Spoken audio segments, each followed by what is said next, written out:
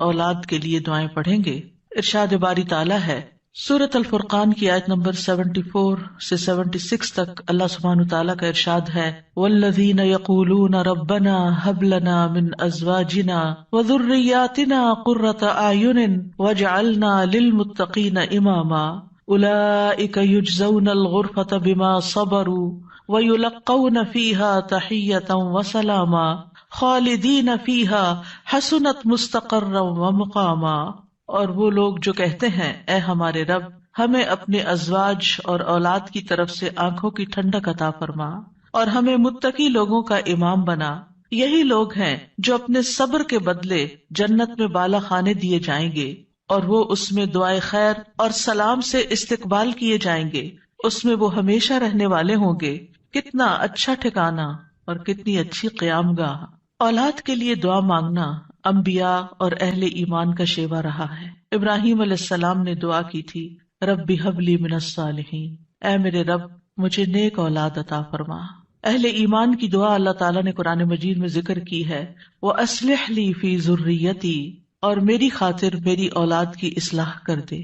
زکریا علیہ السلام نے دعا کی تھی فَهَبْ لِي مِن لَّدُنْكَ وَلِيًّا يَرِثُنِي وَيَرِثُ مِنْ آلِ يَعْقُوبَ وَاجْعَلْهُ رَبِّ رَضِيًّا، مجھے اپنے پاس سے ایک وارث عطا فرما جو میرا وارث بنے اور آل یعقوب کا وارث ہو، اور اے میرے رب اسے پسند کیا ہوا بنا، وہ ایسا ہو جس سے تو راضی ہو جائے، وہ پسندیدہ ہو. ابراہیم علیہ السلام نے دعا کی تھی رب اجعلنی مقیم الصلاۃ ومن ذریتی ربنا وتقبل دعا، اے میرے رب مجھے بھی اور میری اولاد کو بھی نماز قائم رکھنے والا بنا، اے رب میری یہ دعا قبول فرما. اہل ایمان ہمیشہ اپنی اولاد کے لیے دعا کرتے ہیں. سورۃ الفرقان کی جو آیات میں نے آپ کے سامنے پڑھی ہیں یہ عباد الرحمن سے متعلق آیات ہیں کہ رحمان کے خاص بندے، رحمان کے پسندیدہ بندے اللہ تعالیٰ سے دعا کرتے ہیں کہ ربنا ھب لنا من ازواجنا وذریاتنا قرۃ اعین، کہ اللہ ہمیں اپنی ازواج سے اور اپنی اولاد سے آنکھوں کی ٹھنڈک عطا فرما. یاد رکھیے یہ دعا ہر صاحب ایمان کا شیوا ہے. ہر مومن کو یہ دعا کرتے رہنا چاہیے، چاہے ہماری اولاد نیک ہی کیوں نہ ہو، چاہے وہ فرما بردار ہی کیوں نہ ہو، چاہے وہ قرآن کی حافظ ہی کیوں نہ ہو، چاہے وہ دین کی عالم ہی کیوں نہ ہو، پھر بھی یہ دعا مانگتے رہنا چاہیے، اس لیے کہ دل رحمان کی 2 انگلیوں کے درمیان ہوتا ہے، وہ جیسے چاہے انہیں پھیر سکتا ہے. ہمیں نہیں معلوم کہ آج اگر ہماری اولاد دین پر ہے تو کل اس کا مستقبل کیا ہوگا، اس لیے کبھی بھی اس بارے میں بے فکر نہیں ہونا چاہیے. نیک سے نیک ترین اولاد بھی ہو، تہجد گزار بھی ہو، صائم اور قائم ہو، لیکن پھر بھی دعا کرتے رہیں. اگر آپ کی اولاد نیک ہے تو آپ کی دعائیں ان کی نیکی میں استقامت اور اضافے کا سبب بنے گی، یعنی وہ مزید نیک بنے گی، ان کے اندر مزید استقامت آئے گی اور پھر اسی طرح ان کا ایمان بھی بڑھے گا. اور اگر وہ نیک نہیں ہے اور اگر وہ آپ کی آنکھوں کی ٹھنڈک نہیں ہے تو اس دعا سے انشاءاللہ وہ آپ کی آنکھوں کی ٹھنڈک بنیں گے. تو ہم سب کو بھی یہ دعا کرتے رہنا ہے کہ اے اللہ ہماری اولاد کو نیک بنا اور ان کو متقین کا امام بنا، یعنی تقوی والوں کی صحبت میں ہوں اور تقوی والوں میں بھی سب سے آگے ہوں، تقوی والوں کو بھی مزید لیڈ کرنے والے ہوں، ان کی رہنمائی کرنے والے ہوں. اور پھر یہ کہ وہ ہماری آنکھوں کی ٹھنڈک بھی ہوں، یعنی جہاں وہ رب کے پسندیدہ ہوں وہاں وہ ہمارے لیے بھی باعث سکون ہو. اس کے ساتھ ساتھ انسان کے لیے لازم ہے کہ وہ اپنی اولاد کی نیک تربیت بھی کرتا رہے، کیونکہ تربیت کی کوشش کرنا جو ہے ایک صبر آزما کام ہے. اسی لیے اس آیت کے بعد جو آیت آتی ہے اس میں صبر کرنے والوں کی جزا جنت میں غرفہ بتائی گئی ہے. عربوں کے ہاں گھر کے اندر جتنے بھی کمرے ہوتے ہیں ان میں سے سب سے بہترین کمرہ غرفہ کہلاتا ہے، یعنی سب سے اعلیٰ ترین درجہ. تو جنت میں بھی جب غرفہ کی بات ہے تو اس سے مطلب کوئی ہائی رائز بلڈنگ نہیں ہے، کیونکہ وہ ایک جگہ پر آتا نا کہ غرفات پر غرفات مبنیہ ہوں گے، تو اس سے مراد یہ ہے کہ جنت کے اعلیٰ ترین مقامات اللہ تعالیٰ ان کو عطا کرے گا جو صبر کے ساتھ تربیت بھی کرتے رہیں گے اور صرف اپنی تربیت اور اپنی کوشش کو کافی نہیں سمجھیں گے بلکہ اللہ تعالیٰ سے دعا بھی کریں گے. اور بہت دفعہ ایسا بھی ہوتا ہے کہ ہم تربیت میں پوری کوشش کر لیتے ہیں لیکن اس کا اثر اولاد میں نظر نہیں آتا، اولاد آپ کی ایکسپیکٹیشن پہ پوری نہیں اترتی، آپ جیسے ان کو دیکھنا چاہتے ہیں ویسے وہ نظر نہیں آتے. کیا ہم نوح علیہ السلام کی تربیت پہ کوئی شک کریں گے؟ ان کے 4 بیٹے تھے جن میں سے 3 بہترین بیٹے ثابت ہوئے، لیکن ایک بیٹا اپنے ہی راستے پر چل نکلا. تو اس میں انسان کی کوشش اگر ہو اور انسان کے بس میں ہو اولاد کی اصلاح، تو وہ سبھی کو سیدھا کر کے رکھ دے. لیکن یاد رکھیے، کوشش ہماری، دعا ہماری، اور اس میں اثر ڈالنے والا اور اس کو ہماری آنکھوں کی ٹھنڈک بنانے والا صرف اور صرف ہمارا رب ہے. اس لیے مومن صرف اپنی کوششوں پہ بھروسہ نہیں کرتا، بلکہ وہ اپنے رب کو پکارتا رہتا ہے. اور پھر عام طور پر یہ ہوتا ہے کہ ہم اس دعا کو اپنی دعاؤں کا حصہ نہیں بناتے.